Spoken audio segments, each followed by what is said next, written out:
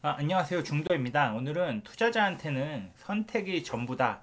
이런 주제를 가지고 한번 말씀드려 보겠습니다. 제가 이런 이제 글을 2년 전에 썼어요. 그러니까 2년 전에 쓰고 나서 이제 1년 전에 요걸 이제 다시 쓰고 요번에 이제 다시 제가 요거를 말씀드리는 건데요. 제가 그러니까 2년 전에 이제 부동산 바닥이 보인다고 글이랑 영상을 올렸었고 뭐 편의점에 엘스를 사러 간다. 뭐 주식 시장도 이때 폭락을 했었죠. 그래서 83,400원이었고 그 당시에 이제 제가 결혼을 준비하고 있었는데 부동산 주식시장이 다 안 좋았죠. 그래서 뭐 죽어도 투자자로 죽겠다 뭐 이런 글을 또 썼었고 그래서 이제 23년 10월 29일에 시장이 어떻게 될까? 그래서 뭐 부동산은 공급에 집중하고 주식은 개별 기업 실적에 집중하면 된다. 근데 이게 이제 하락을 하기 시작하면은 많은 사람들이 다 알고 있지만 이제 시장이 하락하게 되면 다 까먹죠. 그래서 돈을 버는 사람들이 이제 소수인 거예요. 이제 항상 똑같고 무한 반복된다. 그리고 싼 가격에 던져주는 분들한테 감사해야 한다. 그래서 하락 원장님들한테 항상 감사해야 된다. 이런 글을 썼었죠. 그래서 이런 글을 썼었고 그 다음에 제가 극한의 공포 속에서 위로의 한마디를 던졌던 그때 제가 이제 2년 전에 이런 글을 썼는데 이게 시장이 하락할 때 항상 사람들이 뭐가 제일 중요하냐 이런 이제 얘기를 할 때 저는 멘탈이랑 마인드가 가장 중요하다고 생각해요. 그래서 우리가 이제 투자 공부를 그냥 밥 먹는 것처럼 이제 계속 꾸준히 하는 게 중요한데요. 근데 이게 재미가 없으면은 꾸준히 못 하잖아요. 그래서 저는 여기에 이제 좀 재미가 있는지 없는지 이제 본인을 파악하는 게 되게 중요하다고 생각하거든요. 그래서 만약에 재미가 없으면은 간접 투자나 주변에 좀 잘하시는 분들 말을 듣고 그분의 의견을 많이 참고해서 하시는 게 좋다고 생각해요. 그게 아니면은 꼭 투자를 해야 되는 건 아니니까 안 하셔도 좋다고 생각하고. 그래서 이게 근데 문제가 우리가 주식이든 부동산이든 매수를 해도 시장이 조울증 환자예요. 그래서 이 롤러코스터를 굉장히 많이 태운단 말이에요. 근데 이 부동산도 이제 주식처럼 금리에 이제 영향을 지금 굉장히 많이 받는 상태예요. 지금도 마찬가지고 이게 1년 전, 2년 전도 똑같았죠.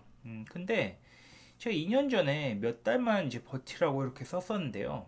음, 이게 항상 금리로 인한 급격한 변동성은 이렇게 오래 가지 않았어요. 그래서 이렇게 썼던 거고.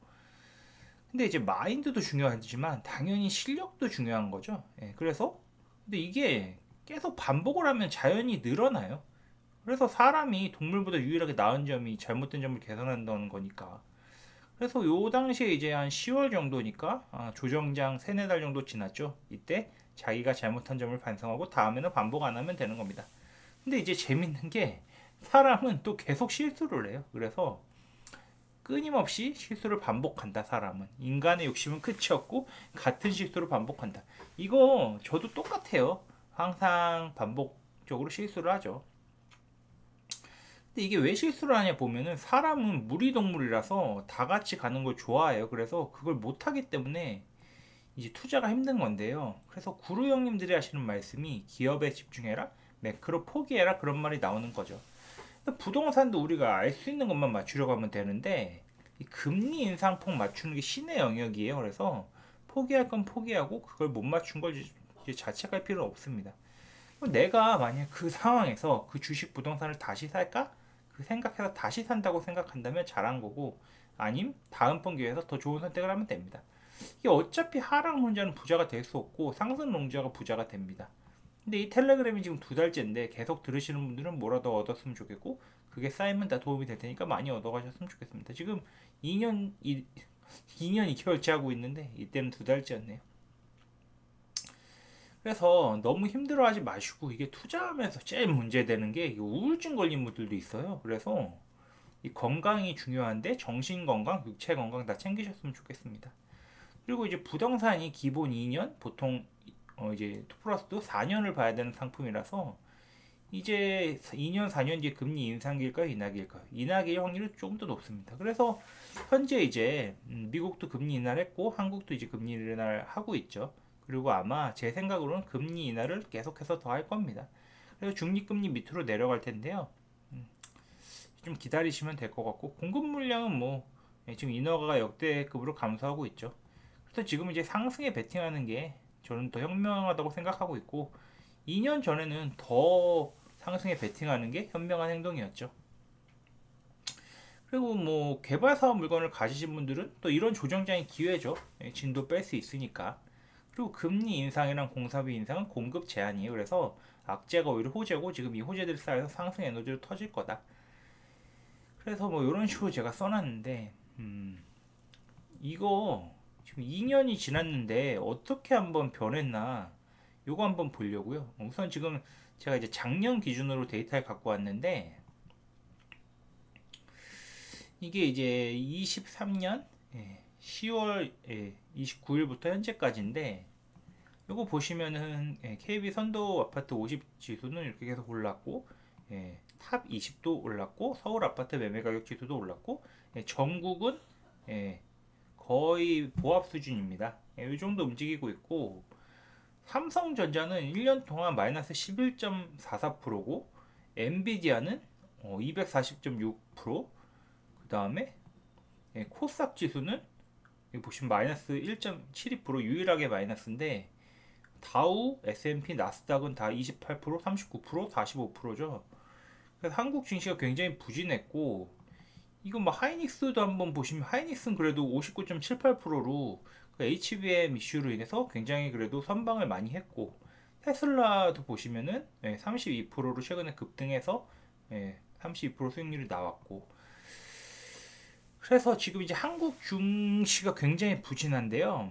이 한국 증시가 부진한 건 이제 여러 가지 원인이 있지만, 기본적으로 이제 삼성전자랑 이제 삼성전자 해양 반도체 기업들이 굉장히 부진한 게 현재 상황이고, 이게 뭐 소부장들은 진짜 박살이 났고요.